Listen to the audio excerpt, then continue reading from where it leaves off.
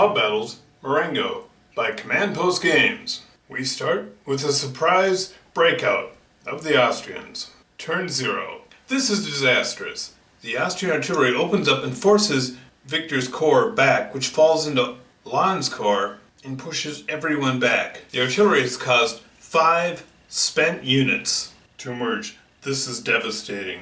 Well done, Austrian artillery. Well done. Marat and a French cav rides over to stabilize the situation. Lanne occupies the town and the hills, but spent units are in no shape to deal with cavalry, and there's cavalry everywhere. The Emperor himself wheels over to the French right. Victor scrambles back as well. Now, it would have been fun to take these cavalry of Melis's that were sitting right here and run them into all these spent units. That would have been awesome, except Melis was back here and was not within command range, and I wanted to keep him down here because I didn't know what I'd run into. So instead, the Kaiserdragoons have gotten out of road march and started advancing towards the Austrian supply line there. O'Reilly's Light Corps begins forming up there.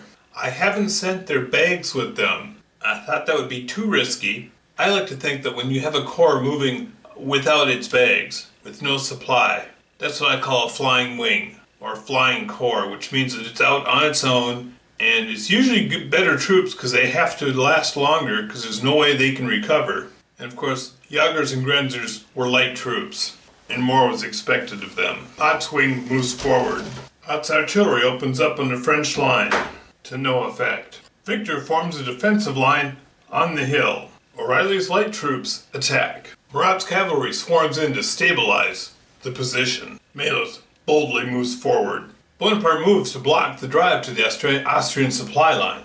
Now Lanne holds. These are his 2 divisions. This unit is in a city. It's in buildings. So it doesn't count as flanked. So even though they're flanking, it's just 2 units attacking 1 unit. And they can't escape. It's probably not going to end well for them. Now if the French can drive the Austrians out of here, then this unit will be able to retreat. The Jagers are forced to fall back. Now Watrin has an escape.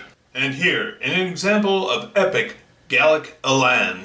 Lanne's struggling unit has driven back all attackers, the Grenadiers, along with their supporting division of Caen. And here, more French heroism, as Victor's troops hold on and push back the Archduke's dragoons. Now this looked like it was going to be an Austrian sweep, but French elan has held the line.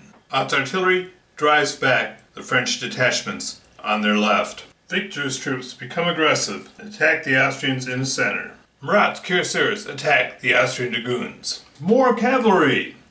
As Raval's light horse shows up, Lanne considers his position. He has these 2 units right here. It's tempting to unpack bags, but as the Austrian assault renews, having the bags that close is really, really dicey. You know what? They're going to do it. Now these units, they're within range, but they're in a city, so they can't recover from spent. These units, however, can, and they do. O'Reilly's light troops continue their assault. No time to be cautious. The Austrian artillery is ineffective against the troops on the heights. Napoleon wheels and drives towards the Austrians. Hopefully Watrin can hold. The Kaiser's dragoons fall back. This does not look good. Lanne's men run out of elan and are eliminated. And here, Melas' troops, Mortzen's grenadiers, with the Archduke's dragoons, drive back Victor's troops, causing heavy losses. Here Victor wipes out the Austrian regular troops, but the other demo brigade of Mortzen grenadiers are too much, and they're destroyed. Lanne's corps scrambles back to their baggage and recovers. Ott drives hard, attempts to stave in the French left. Victor's corps falls back. Melis brings forward his bags and deploys. The Grenadiers and the Dragoons attack from both sides. Oh, and the Kaiser Dragoons can get that far. The Austrian light troops face first, right into the cavalry backed by the guard, and the Jagers back up the guard there. The advantage there, of course, is that now Napoleon is in a bit of a pickle. He does what he can. He calls on Marat to save the day. He can wipe out the dragoons. The bags have been contacted, which means the French have lost. Surprise, surprise, the dragoons are ridden down. Light troops were ridden down and destroyed. So with 5, that destroys 5 French units. That breaks their army. So their army is broke, their bags are captured. This is not a good day to be France.